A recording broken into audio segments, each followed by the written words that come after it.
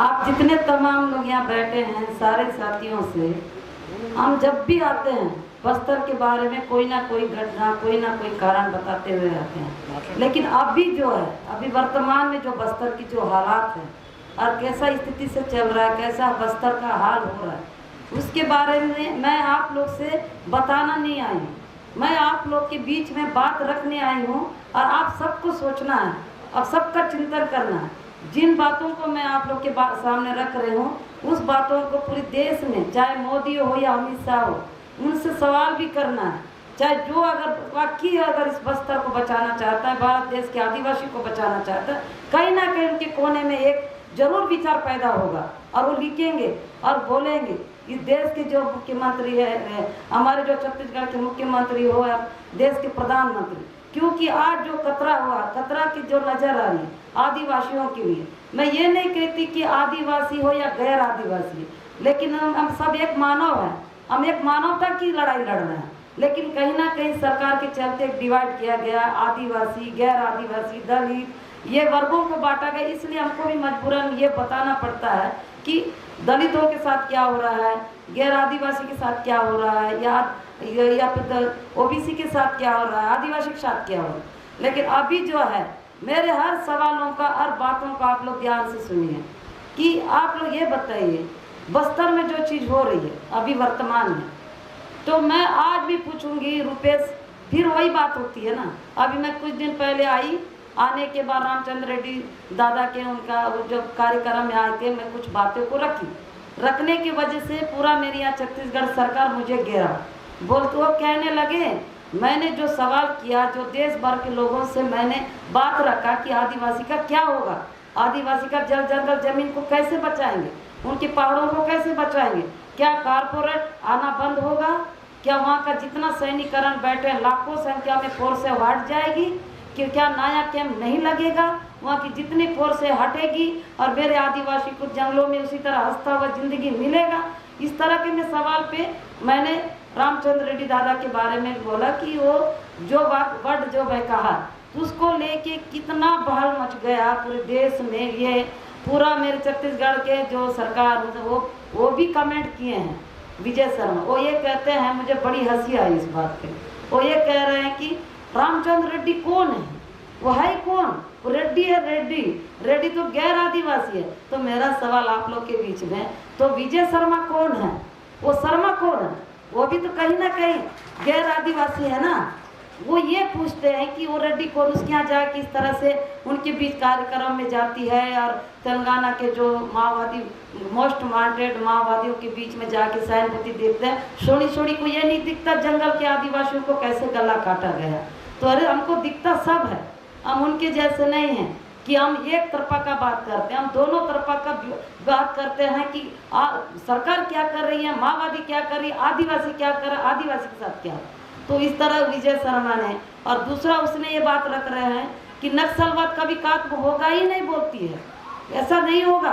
तो मैं आज भी कह रही हूँ नहीं होगा। क्यों होगा नक्सलवाद का? पहले तो जुल्म करना कम करे। क्या अत्याचार करना सरकार बंद करेगी? क्या हमारे पहाड़ों को छीनना बंद करेगी? क्या वहाँ के आदिवासियों का जिंदगी बेदखल होना बंद करेगी? जब जुल्म रहेगा तो नक्सल जैसी एक विचार बन के क्रांति आता। तो कुछ माओवादी के बंदूकधारी के रूप में आते हैं, तो कुछ विचारों में क्रांति लाते हैं। तो वहीं से पनपता कौन है, ये सब चीजें देता कौन? सरकार ना।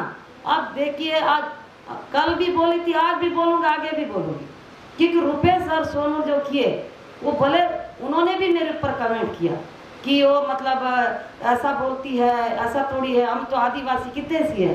तो मैं भी तो कह रहे आदिवासी कितनी सी है, तो करके दिखाई है ना। रुपेश अगर आज अपना बंदूक को छोड़ के ये कहते हैं, सोनू बंदूक को छोड़ के सोनू दादा ये कहते हैं कि नहीं हम सरेंडर नहीं कर रहे हैं, बंदूक रखे, तो अब हम भी तो देख रहे हैं ना, बंदूक रखने के बाद सरकार को मनाया, एक भी चीज को मनाया नहीं है। सिर्फ बोलने से क्या होता है? वो क्या बोल रहे हैं, मूलवासी बचाओ मंच का बैन हटाएगा सरकार, हमको आश्वासन दिया। वो तो देता ही है सरकार, कब नहीं देता है आश्वासन, हमको भी देता है। तो अभी तक बैन नहीं हटा। ऐसे भी 1 साल के लिए मूल आदिवासी मतलब मूलवासी बचाओ मंच को 1 साल के लिए बैन किया था। 1 साल के लिए बैन किया तो 1 साल तो हो ही गया ना, वो तो हटाना ही था। वो है और वो कह रहे हैं कि 6वीं अनुसूची 5वीं अनुसूची को लागू करेंगे, हम आदिवासी के लिए संघर्ष करेंगे, आदिवासी के लिए लड़ेंगे। तो मैं आप लोगों के माध्यम में, आप लोगों के बीच में रख के मैं यहाँ से चुनौती क्या अपील कर रही हूँ और मैं चुनौती दे रही हूँ। तो अगर सरेंडर करे नहीं है तो फिर वहाँ क्यों बैठे सरकार के पास? वो आए ना हमारे बस्तर के जंगलों में, आदिवासी साथ रहे, वहाँ रहेंगे। सोनू दादा को आना चाहिए ना बस्तर में, रुपेश को आना चाहिए ना बस्तर में, वहाँ रह के काम करे। आदिवासी से हट के क्यों चले गए? क्यों चले गए सरकार के पास? अब तो हो गया ना सरेंडर, इधर तेलंगाना में आने की जरूरत नहीं है, वहीं पर आके भी। अब कितना मेरे आदिवासी लोग डर गए हैं। अब लोग ये बोल रहे हैं सोनी दीदी हमारा क्या होगा? आप लोग सोचिए, अब बड़ा बड़ा लीडर अगर जाएगा, महाराष्ट्र में जाके बड़ी बड़ी बातें करेगा, फोन नंबरों से ये बोलेंगे कि आप लोग सरेंडर करो, हम आपके साथ हैं, ऐसा कुछ नहीं होगा, इधर रुपेश कर, ये क्या है? मजाक बना के रखे क्या हमारे आदिवासियों को? आदिवासी की जिंदगी से इनकी जो सोच से कितने खतरे में आएगी। ठीक है, सरेंडर की नीति अगर सरकार ने बनाया है तो उसके सरेंडर करने की नीति से पहले रुपेश ने क्या किया, सोनू दादा ने क्या किया? क्या आदिवासी से कभी पूछे? वहाँ के लोगों को कभी इस तरह से जन अदालत तो लगा के कभी कोई बात किया? किसी को बताए? हम जैसे लोगों को जानकारी दी गई? क्यों नहीं दी गई? देना चाहिए ना। आज बता, सवाल बन के हमारे आदिवासी रह, अब उनके अंदर में ये डर हो गया है कि बड़े बड़े लीडर चले गए हैं, अब किसी दिन ना पूरी फोर्स के साथ आ जाएंगे, आके हमारा पूरा थोड़ा बहुत हमारा घर द्वार सब उकड़ जाएगा, पूरा भैंस का वो कर देंगे। अब तो बड़े लीडर चले गए, तो इनका विश्वास जितना था ना, ठीक है वो सरेंडर करने के उनका स्वतंत्रता है, उनकी आज़ादी कर सकते, लेकिन पहले सबसे पहले कई लाख आदिवासियों के साथ चलते थे हैं, उनके बीच में रहे ना पार्टी के जो रुपेश नहीं थे क्या, तो कभी इसी तरह से बैठा के पूछ लेना था कि भाई परिस्थिति के चलते हम रणनीति बदल सकते हैं, हमारे रणनीति बदल के वो इस तरह से हो सकती। कौन सी रणनीति बदलेंगे हम नहीं बता सकते, लेकिन बदलेंगे। पर आप लोगों का साथ दें, आप लोगों को विश्वास करना होगा, हम आपके लिए लड़ेंगे। क्या ये बात उन्होंने कहा? आस्ते आस्ते महाराष्ट्र के मुख्यमंत्री पर बढ़िया बंदूक लेके हंस के अपना सरेंडर कर लिया, बिंदास जी रहा है, और इधर रुपेश का वो हाल है, वो भी जी रहे हैं, और हमको बता रहे एसी में बैठ के बात करते हैं। हम एसी में बैठ के नहीं बात करते, हमारे दिल में दर्द है, उस दर्द से बात कर रहे हैं कि क्या हो रहा है आदिवासियों के साथ, कैसे हो रहा है आदिवासियों, क्योंकि आज उनके वजह से, उनकी इस तरह के फैसले से कितना बड़ा धक्का पहुंचा है, यहाँ क्यों नहीं समझ में आता है इनको। और अभी अब जिसमें 210 ऐसी सरेंडर किए रुपेश के साथ, तो रुपेश दादा के साथ जो लोग आए उनमें से वो क्या जानते, मैं वहाँ की लोकल हूँ, मैं वहाँ की जमीन स्तर की, मैं वहाँ की एक आदिवासी हूँ, वो क्या बोल रहे हैं? हमारे बच्चों को कब सरकार छोड़ेगी, कब आने देंगे? ठीक है, वो तो अपना तेलंगाना नहीं जा पाएंगे, कब जाएंगे उनकी बात, पर हमारे लोग उनके साथ जो सरेंडर किए हैं, वो लोगों को गाँव आने का आज़ादी कब मिलेगा, कब आएंगे हमारे घर, ये पूछ रहे हैं वहाँ के आदिवासी। ये बात का भी बात नहीं क्लियर हुआ। अब बताओ, जंगल में रह के वही सेना को लेके रह गए, अब उन्हीं को लेके चले गए सरकार के अंदर, खेत करके रख दिए। वो भी तो एक तरफ से गुलामी है ना, वो आना चाहते हैं, वो अपना घर जाना चाहते हैं, लेकिन उनकी आज़ादी के लिए कौन करेगा? कैसे बोलो? क्यों रुपेश नहीं कह रहा है चलो मैं रह जाता हूँ यहाँ पे, लेकिन बाकी लोगों को गांव वापस जाना चाहिए, उनके माँ बाप से मिलना चाहिए, उनकी जन्मभूमि में होना चाहिए। जब बंदूक छोड़ के और आ ही गए, तो अब बंदूक छोड़ने के बाद मेरे आदिवासी को तो अपने घर जाने का अधिकार क्यों नहीं है? उनके माँ बाप के पास रहने का अधिकार क्यों नहीं है? उनका अपने जल जंगल जमीन में रह के अपनी हंसी खुशी जिंदगी जीने का क्यों नहीं? उनको क्या बोल रहे हैं? नहीं इसलिए नहीं छोड़ रहे हैं क्योंकि वहाँ के ये जाएंगे ना तो मार देंगे। अरे भाई कैसे मारेंगे, क्यों मारेंगे? जब यही चीज जो पहले क्यों सोचना था? अब दो एक बात क्यों कर रहे हैं? एक तरफ बोलते हैं ये लोग वहाँ जाएंगे तो मार देंगे। तो अगर ये बात था तो पहले से अपने संगठन के लोगों से बात करते हैं। और रुपेश दादा का कहना यह है, बसवा राजू की बात माने होते हमारे संगठन का नुकसान नहीं होता, और इस तरह से हमारा इतने लोगों को हम नहीं खोते। तो मेरा रुपेश दादा से क्या, हमने क्या खोया? आज मेरी जिंदगी जो है, मेरे पिता को तो मतलब माओवादी संगठन नहीं, घर में हमला कर दिया, गोली से उनको मतलब वो चला दी, उनकी टांग तोड़ दी, घर बिखर गया, फिर घरों को तहस-नहस कर दिए। मेरे पिता को 2011 में किए, कितने साल, अभी 2024 में मेरे पापा हमारे विकलांग थे, अधमरा कर दिए। तो हम किसको शिकायत करने जाए, किसको करें, किसको बोले? फिर भी हमने नहीं। उसके बाद उसकी बेटी के साथ क्या हुआ? सरकार उनको जेल ले जाने से पहले कितना हमारे शरीर में हमारे गुप्तांगों में पत्थर डाला, ठूस दिया। हमको तो बाथरूम करने के लिए जगह नहीं होता था, इतनी हालत में उस जगह को ऐसे पत्थरों से डाल के ठूस दिया, करंट शॉट किया, पूरी नंगा करे, कोई वस्त्र ही नहीं, एक भी कपड़ा हमारे शरीर में नहीं था। और उस हालातों का किसके लिए सामना किया, हम किस बात का सामना किया? उतना करंट छोड़ देना, इस तरह शरीर का हमारा वो करके हमको जेल डाला गया, हमारे पति को मार दिया गया, मेरी माँ इस तरह की मतलब उसमें सदमे माँ की वो गुजर गई, मेरे बच्चों की ज़िंदगी तबाह। लेकिन हमने कभी किसी की शिकायत नहीं की, इसलिए नहीं किया, एक लड़ाई की युद्ध भूमि में ये हम शिकार हो गए।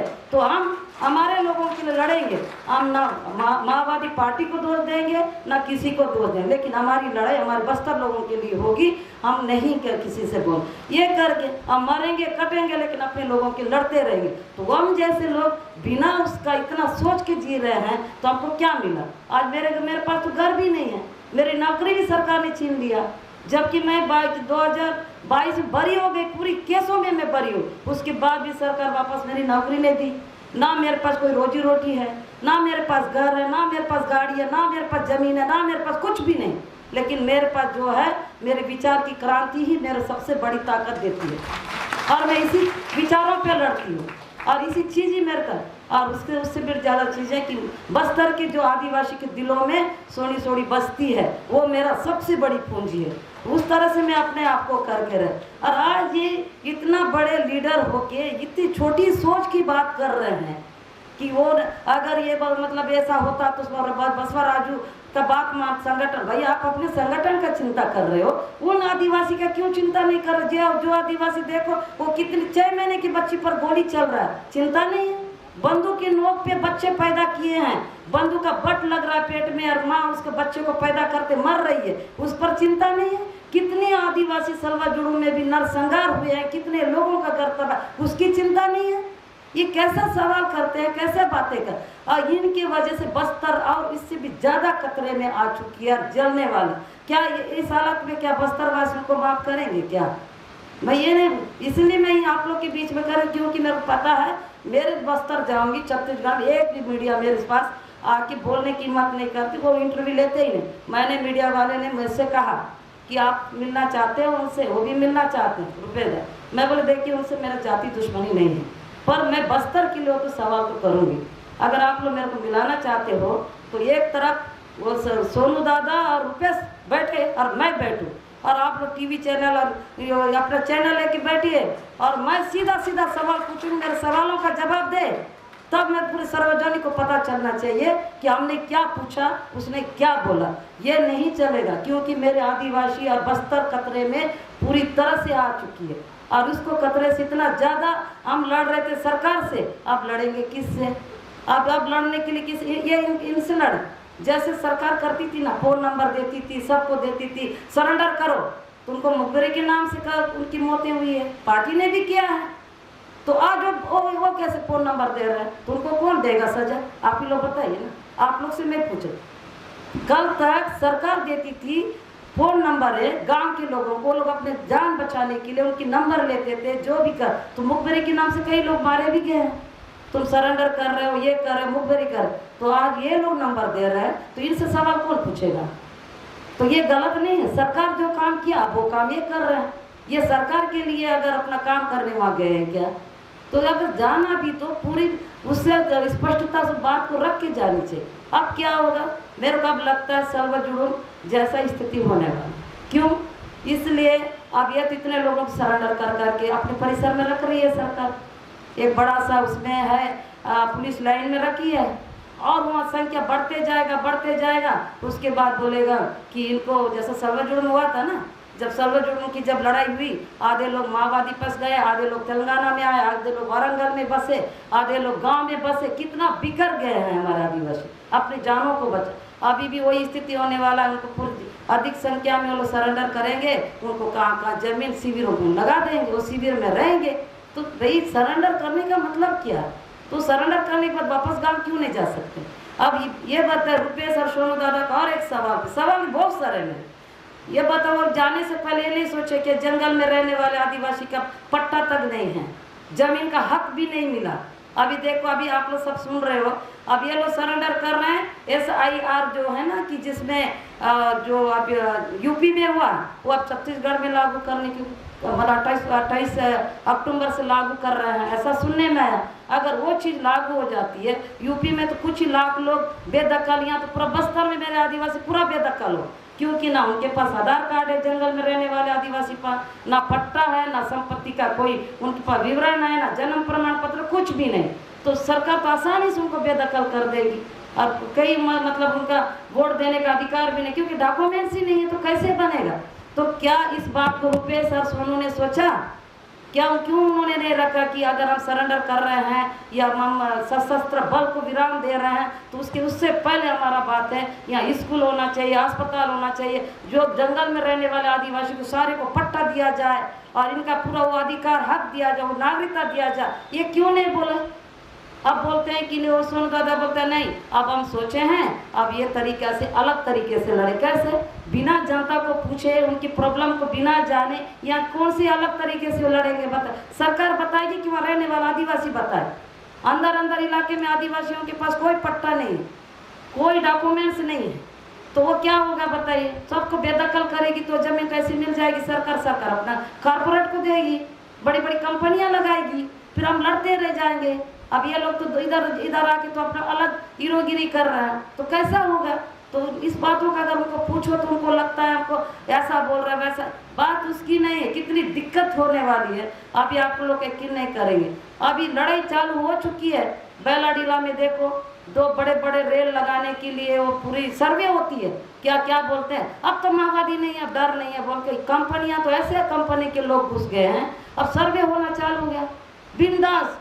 रात में एक समय था कि उनको जंगल में घुसने के लिए हजारों बार सोचना पड़ता था, पुलिस तक फोर्स लगा के भी हिम्मत नहीं करते थे। आज तो बिन फोर्स के वो तहसीलदार जा रहा है, SDM जा रहा है, जंगलों का पहाड़ों को पूरे सर्वे कर रहे हैं, लोग वहाँ पर परेशान हो रहे हैं, पूरे पहाड़ों का चेकिंग हो रहा है, पूरा सर्वे कर करके रेलवे लाइन का बना रहे हैं। आपका नारायणपुर जिला में भी पूरे सर्वे हो रहा है, बीजापुर में भी सर्वे हो रहा है, और सब परेशान इस बात से।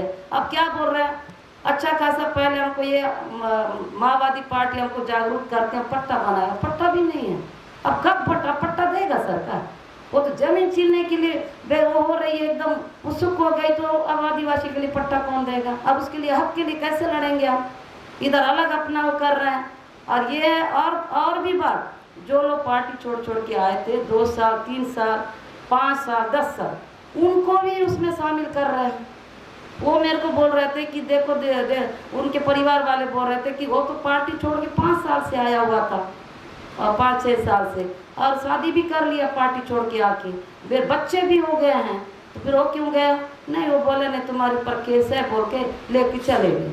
वो ड्रेस पहना है, वो तो पूरा पार्टी छोड़ के आए, ऐसे लोगों को अब शामिल कर रहे हैं, बंदूक दे रहे हैं, उनको ड्रेस पहना रहे। तो ये पुलिस और ये माओवादी का जो ये गए हैं, उनमें क्या अंतर है? आप लोग से क्या अंतर है? वही चीज सरकार करती थी, उनको बंदूक तमा देना, ड्रेस पहना देना, और वो करके उनको सरेंडर करती थी। हम चिल्लाते थे आप लोग के सामने, पुलिस ऐसा कर रही है, पुलिस ऐसा कर रही है, सरकार ऐसा कर। अब क्या बोल के चिल्लाएंगे हम लोग?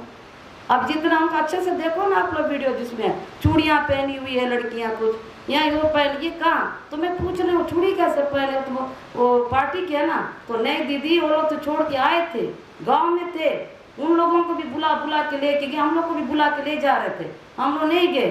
तुम लोग क्यों नहीं गए? हमको भी बोल रहे थे कि तुम लोग का भी नाम है, तो क्या इसलिए तुम लोग भी चलो हमारे साथ, ड्रेस पहन के मधुबन, मतलब संख्या बढ़ाने का काम कर रहे हैं। कितनी बड़ी बात है।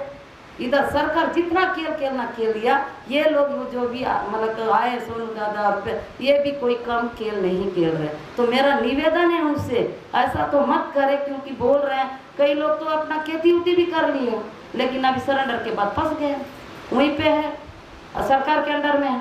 वो कब आएंगे, कब वो फसल काटेंगे, कब धान को काटेंगे, वो अपने बच्चों से कब मिलेगा वो पिता? कोई महिला भी चले गए, वो महिलाएं कब वापस बैठ गए? उनको बस ये भी इस तरह का लालच दिया, तुम्हारे परिणाम है। तो वो लोग इसलिए डरे हैं, इतना बड़ा लीडर रुपेश दादा जा रहे हैं, तो वो जाएंगे तो हमारा नाम बताएंगे, क्योंकि कभी ना कभी उनको हमने सब्जी बना खिलाया या चावल इकट्ठा कर दिया उनके सामानों को सुरक्षा दिया या उनको रास्ता दिखाने के लिए कहीं हम ले जा दिए। कभी कभी मीटिंग होता था तो पूरा हम लोगों के लिए पानी ला देते। रुपये दादा सब जानते हैं, वो वहाँ जा रहे हैं, बता दें चलो चलो उनके साथ। जो ड्रेस दिए पहने, जो बंदूक दिए लटकाए, चल पड़े, संख्या बढ़ गई। ये वहाँ स्थिति हो रही है। तो इसका बताइए, ऐसा परिस्थिति में जो आदिवासी का इतिहासी बन के बोले मैं बंदूक की हिंसात्मक लड़ाई को समर्थन नहीं करती बंदूक, लेकिन फिर भी उनकी इतिहासी बनने का एक विश्वास, ये सब कुछ जीत के आज अचानक धोखा दिया। इतना बड़ा धोखा देने से पहले पूछे तो होते, बोलते तो कम से कम। 2 अक्टूबर को देखो, एक महिला उसकी घर में, वो अपने 2 लड़कों के साथ घर में थी, सुबह सुबह गई फोर्स, और उसके बाद एक बेटा शादीशुदा था, एक बेटा नहीं था। जो शादीशुदा बेटा ने उसकी माँ ऐसे झपट के पकड़ी, शादीशुदा जो बेटा था उसकी पत्नी ने वहाँ से खींच के लेके गए दोनों बेटाओं को, कुछ ही दूरी में ले गए, और एक भाई को ऐसा खड़ा कर दे, उसको वहाँ आगे ले जाके उसको गोली चला के मार दी। उस माँ का क्या, उसका जवाब देंगे ये सोनू दादा रुपये दा। और आज बोलते वो किसके क्या करे हैं हम लोग, कैसे। मेरा ये किस उन लोग से कई सवाल है कि ये सब करने से पहले आदिवासी को विश्वास में क्यों नहीं लिया। आदिवासी के हक के लिए उन्होंने क्या अभी तक सरकार को मना है, कौन सी चीज़ मना है वो बताए तो। ना तो मूलवासी बचाओ मंच का बैन नहीं हटा, ना तो मूलवासी बचाओ मंच के लोग बेशर्त रिहा होंगे बोले वो भी नहीं हो रहा है, कुछ नहीं हो रहा है। बस कह रहे हैं कि सरकार ने ये आश्वासन दिया, वो आश्वासन, वो तो देता ही है ना सरकार। अब जेल वाले को क्या बोल रहे हैं, आप लोग सरेंडर करो, जेल से निकाला जाएगा। मतलब क्यों सरेंडर करे, जो माओवादी है ही नहीं, क्यों करे। मेरे को मेरे को फोन करके बोल रहे थे दीदी ये ऐसा बात आ रहा है कि जो लोग जेलों में हैं वो सरेंडर करेंगे तो जेल से छूट जाएंगे। मतलब सरेंडर क्यों करेंगे, जैसा रघु जैसा, वो तो मूलवासी बचाओ मंच का अध्यक्ष है, वो कोई माओवादी है ही नहीं ना, हत्यारबंद है ही नहीं, तो क्यों सरेंडर करेगा। वो लोकतंत्र तरीके से लड़ रहा था, तो उसको तो सरेंडर करने का मतलब, सरेंडर करने से उनको फिर उनकी रिहाई मिलेगी। तो सच्चा है पूरी जिंदगी जेल में रहो और कोर्ट से आप लोग लड़ो, निकल जाओगे, सरेंडर करने की जरूरत नहीं। तो इस तरह से होगा तो वहाँ बचेगा क्या। अब तो सरकार को वहाँ के पहाड़ों को, जंगलों को वहाँ चीज लेने के लिए बहुत आसान एक रास्ता बना है। फिर भी सरकार के पास बैठ के बोल रहे हैं कि हम आदिवासी के हितैषी है, आदिवासी के लड़ेंगे। वो संघर्ष मैं भी देखना चाहती हूँ, कैसे लड़ोगे, लड़ो, लड़िए। वहाँ पर तो सर्वे कर रहे हैं, तो क्यों नहीं रोक रहे हैं। अंदर में जाके पुलिस कितना परेशान कर रहे, क्यों नहीं रोक रहे हैं। कम से कम थोड़ा सा उनके अंदर तो एक इंसानियत होती है आदिवासी को सोचने के लिए। इतनी बड़ी चीजें हो चुकी है तो क्या हम नहीं बोलेंगे। हम नहीं बोलेंगे तो कौन बोले। आप लोग के सामने बात इसलिए रखी, इस बातों को आप लोग भी रखिए कि ठीक है माओवादी संगठन को सरकार सरेंडर करने की नीति लाई है, पर आदिवासी के लिए क्या लाई, आदिवासी का विकास कैसा होगा, आदिवासी का जीवन कैसा होगा, आदिवासी का कल्चर, आदिवासी का वो सारी चीजें कैसे बचेंगे, उस पर भी तो विचार विमर्श होना था। जब वो उनके साथ मिलके कितने हमारे आदिवासी लोग एक नक्सल के नाम से कब से जेल जा रहे हैं, बलात्कार सह रहे हैं, कितना खून करा दिया, तब भी एक उंगली उठा के नहीं बोले होंगे कि आप लोग के कारण हमको ऐसा हुआ है, ये नहीं बोले होंगे। थोड़ा बहुत उतना दर्द हुआ तो कुछ बोले होंगे, तो नहीं बोले। उसके बाद उनके अंदर में क्या था, नहीं लड़ाई है। मेरे को अच्छी तरह याद है, ये पेद्दा गेलूर चिन्ना गेलूर में 2014 या 15 के आसपास बलात्कार हुआ था। इतना बेरहीम से बलात्कार की थी फोर्स ने। उसमें से एक महिला थी, उस महिला को वो मतलब सामूहिक बलात्कार किए थे, वो बेहोश हो गई थी। तो उसकी जो उसकी बूढ़ी सास को उसको मारते हैं और बोलते हैं तेरा बेटा में दम नहीं था, तो शादी करके कितना साल हुआ तेरी बहू को, तो बोलती है 2 साल, तो उसके में दम नहीं था, बच्चा पैदा, अभी तेरी बहू बच्चा पैदा करेगी। वो बेचारी मर भी गई है, कुछ समय के बाद वो मर गई है। तो ऐसे उनको मतलब बलात्कार इस तरह से करके सामना करे। तो उस समय और भी कुछ महिलाएं पेट में, तो उनको बलात्कार किया गया। बलात्कार करने के बाद भी उनके बच्चे भी जन्म हुए हैं, वो ऑलरेडी पेट में थी, बलात्कार हुआ, उनके पैर चलने योग्य नहीं थे, उनके जांघ इतने सूजे थे, कितना गुस्से हम देखे उसका हुआ। उसके बाद भी कभी पार्टी के ऊपर इतना बड़ा आरोप या कुछ नहीं बोले, लड़ाई है सोनी दी। तो मैं उनके पति से पूछी, कैसे दादा ये तो अभी ऐसा हुआ है, तो बच्चे को जन्म दे दे तो आप दीदी को आप गलत सोचोगे ना, उस बच्चे को भी नहीं आप अपनाओगे। क्यों सोनी दीदी, ये लड़ाई है, मेरी पत्नी का क्या गलती, इस बच्चे का क्या गलती, इस लड़ाई के कारण से ये हुआ है। तो मेरी पत्नी है और मेरा बच्चा, ऐसे सोच के आदिवासी के साथ क्या गलत नहीं किए, क्या उनका यो नहीं किए। अब बताइए, हम दो टूक बात बोलते हैं तो वो लोग वहाँ बैठ के हमारा पलटवार करके हमको बोलते हैं। हम तो इसलिए बोल रहे हैं कि वो मेरा कोई जाति दुश्मनी दोनों से नहीं है, लेकिन जो चीज़ हरकतें जिस तरह से आए हैं, आना उनकी आज़ादी था, आना ही है। लेकिन उससे पहले आदिवासी के साथ एक विश्वास क्यों नहीं दिलाया गया कि हमारे जाने के बाद भी आप लोग के ऊपर आक्रमण नहीं होगा, आप लोग अच्छे से अपना ज़िंदगी जियो, हम कभी आप लोगों के ऊपर किसी भी तरह का नुकसान पहुंचने नहीं देंगे। ये सब चीज़ें बताना चाहिए ना, कि नहीं बताना चाहिए। तो आप वो बेचारे आदिवासी का क्या, ना शिक्षा पर बात हुई, ना पट्टा पर बात हुई, उनकी नागरिकता पर बात हुई, ना उसके आज़ादी पर बात हुई, कुछ भी बात नहीं हुई। आज तो मेरे आदिवासी को तो ऐसे एक किनारे में छोड़ के आए, और उससे पहले से आदिवासी सबसे ज़्यादा कुर्बानियाँ जो दी है ना, तो आदिवासी ने दिया है। और आदिवासी भी इसी भरोसे पे लड़ रहे थे, भले बंदूक के साथ हैं, बिन बंदूक है तो ये भी जल जंगल जमीन की लड़ाई की बात कर रहे हैं, हम भी उसी की बात कर रहे हैं। करके लड़के कितने सालों से हम झेल रहे हैं इस चीज़ों को, तो ये समझ में नहीं आया। इसलिए मैं आप लोग के बीच में बात रख के बता रही हूँ कि जो चीज़ हो रही है बस्तर खतरे में है। आप हर एक भाई, हर एक बहन को सोचिए बस्तर के आदिवासी के बारे में, आप लोग सवाल उठाइए, आप लोग आर्टिकल लिखिए, अब ये प्रश्न को उठाइए कि अगर वो सरेंडर कर रहे हैं, एक टीम को आप सरेंडर, माओवादी का जो टीम है संगठन को कर रहे हो, आदिवासी भी तो है, आदिवासी के लिए क्या कर रही है सरकार, कैसा विकास करेगी, कैसे उनके लिए जिंदगी देगी, उनकी कल्चर कैसे देगी, उनकी आज़ादी के आप लोग पूछिए। क्योंकि अब इतना ज़्यादा वहाँ पर सर्वे हो रहा है माइनिंग के लिए, जिंदा लाडानी सब, अब तो मुंह पाड़ के बैठ गए हैं कि अब तो हो गया माओवादी खत्म, अब कोई नहीं, अब तो आदिवासी को कीड़े मकड़ों की तरह उनको कुचलो और पूरा वो करो, आसानी से अब लेंगे, क्योंकि पट्टा ही नहीं है। लाखों, मतलब बता रहे हूँ कि तो थोड़े बहुत जमीन की बात नहीं कर रहे, वो जितने आदिवासी जंगलों में लाखों एकड़ से ज़्यादा, 200-300 एकड़ ऐसा टाइप का, लाखों एकड़ों में पट्टा है ही नहीं।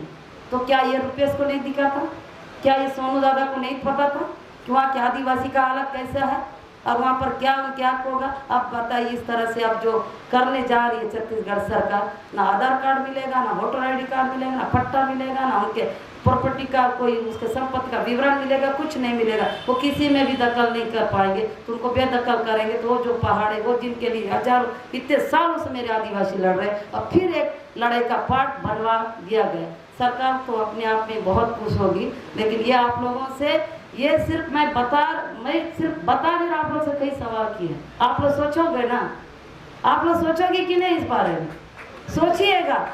क्योंकि ये क्या, ये आदिवासी का सवाल है, आप लोग का सवाल। कहीं ना कहीं आंध्र प्रदेश, क्या बोलते हैं, हैदराबाद और बस्तर को जोड़ते हैं। हमेशा हमको भी बोला जाता है कि हैदराबाद के लीडर लोग आए, ये सब आदिवासी को इस तरह से कुचल दिए, भावनाओं में बहलाए, ये सब करे, और हैदराबाद वाले ऐसा हमें, हम कोई भेदभाव और अलगाववाद नहीं सोचते हैं। आप लोग यहाँ से भी जो लोग लीडर बन के गए उसी लड़ाई के लिए, बस फर्क कितना था, बंदूक पकड़ के, और वहाँ के लोग भी उसी चीज़ के लिए लड़ रहे हैं। तो आप लोगों का और हमारे बीच में एक जो है, देखो एक स्टेट है जो हैदराबाद जैसा भी है, वो आवाज़ उठाती है, जिसके चलते इतना भी उन बस्तरों के बारे में बाहर बात है। अभी भी उम्मीद करती हूँ कि आप मैदानों में रह के इनकी आदिवासियों के लिए आवाज़ उठाइए। जहाँ समझ में नहीं होगा मैं इसी तरह आके आप लोग को बताऊँ, या लो नहीं होगा तो आप लोग मुझसे ये कहिए, पूरा विवरण लिख के भेजो, वो भी तैयार हो। क्योंकि हमारा बस एक शर्त है, आदिवासी को बचाना कैसा है। ये लोग तो क्या करेंगे वो जान रहे हो, सरकार के दामाद बन चुके हैं, उनसे का मैं क्या भरोसा करूँ। वो है सरकार के दामाद बन के गले लगा लिए, और कुछ नहीं उनसे उम्मीद नहीं किया जाए। अगर उम्मीद है तो फिर वो अपना करके दिखाए, तब विश्वास करें। अब जैसा बद्रू की बात है, बद्रू एक माओवादी था, उन्होंने मेरे पिता को गोली मारा, मेरे पिताजी को एकदम बेसहारा बना दिया। और वो बद्रू क्या किया, जब गांव में था एक औरत को शादी किया, 2 बच्चे पैदा किए। जब पार्टी में था वहाँ से एक औरत शादी किया और पुलिस में आया सरेंडर करने। फिर अभी उसका 3 स्टार का वो क्या बन गया, थानेदार में। अब फिर एक औरत, तो उसका नौकरी भी प्रमोशन पर प्रमोशन ही, औरतों का भी ढेर लगाया। ऐसे कई माओवादी में जो कुछ संगठनों में रहे कुछ लोग हैं, तो इस तरह की चीज़ें भी हो रही हैं। हमारी लड़कियां भी सुरक्षित नहीं हैं, हमारी महिला बहनें भी सुरक्षित नहीं हैं। इसलिए मैं आप लोग के बता रही हूँ, जब तक हम इस बातों को खुलासा नहीं करेंगे, लिखेंगे नहीं, तो हमारी मानवता, हमारी लड़कियों का, हमारे उनको नहीं बचा पाएंगे। क्योंकि वो तो वहाँ से बोले जा रहे हैं कि हम ये करेंगे, कुछ नहीं, ये कभी चीज़ का अभी तक का बातें सामने नहीं आई। वो बोले जा रहे हैं रुपये दादा की 6वीं अनुसूची का मांग रखा, और इनकी क्या बोलते हैं ना कि मूलवासी बचाव मंच का बैन हटाने को बातें कर रहे हैं। हम क्या सशस्त्र बल को छोड़े, हम लड़ेंगे तो वहाँ रह के लड़ेंगे कि जंगल में रहने वाला आदिवासी के बीच में जाके लड़ेंगे? ये भी तो सवाल है ना। वो तो करेंगे तभी ना। बस इतना ही कह के मैं अपना विराम देती हूँ। आप लोग से इस बार बताने नहीं, सवाल करने आई थी।